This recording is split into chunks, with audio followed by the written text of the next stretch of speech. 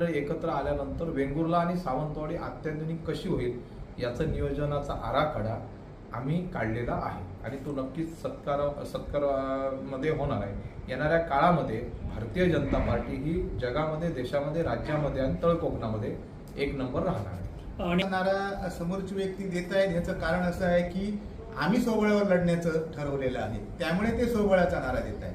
कारण आमची पहिल्यापासूनची भूमिका आहे की भारतीय जनता पार्टीकडे अनेक नगरसेवक आहेत, इच्छुक आहेत आणि हे इच्छुक नगरसेवकांची भरणा एवढे इच्छुक आहेत की आम्ही दुसऱ्या पक्षातल्या लोकांना उमेदवारी देऊ शकत नाही, कारण आमच्याकडे 20च्या 20 नगरसेवकांचे उमेदवार आहेत.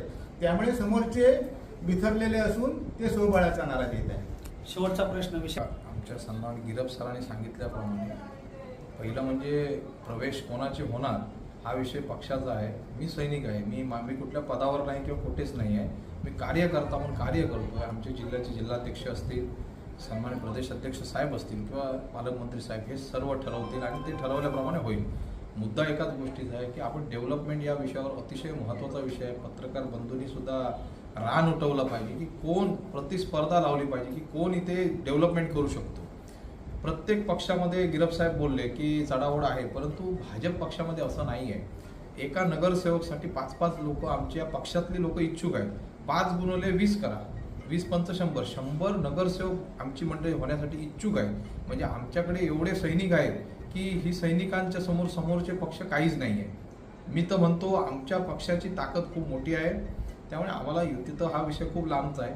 पण आमच्यात जो एखादा नाराज असेल तर त्या नाराजाला घेऊन कसं लढायचं, म्हणजे आमच्या गर्दीतला एखादा माणूस ओढून घ्यायचा आणि तो त्याला तिकीट आणि त्याच्या गळ्यात हार घालायचा. म्हणजे आमची ताकद केवढी मोठी आहे हे आपण समजून जायचं आहे. आम्हाला एवढंच म्हणायचं आहे, ही ताकद फक्त आमच्या पक्षाचे झेंडे लावण्यापुरती नाही, तर मी पहिल्या दिवसापासून सांगितलं डेव्हलपमेंट.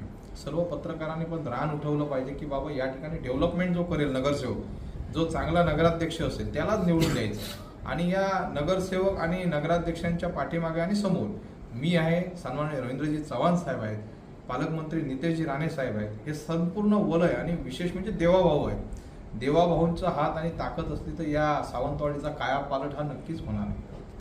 माता की जय, भारत माता की जय, वंदे मातरम, वंदे मातरम. भारतीय जनता पक्षाचा जय, भारतीय जनता पार्टीचा जय.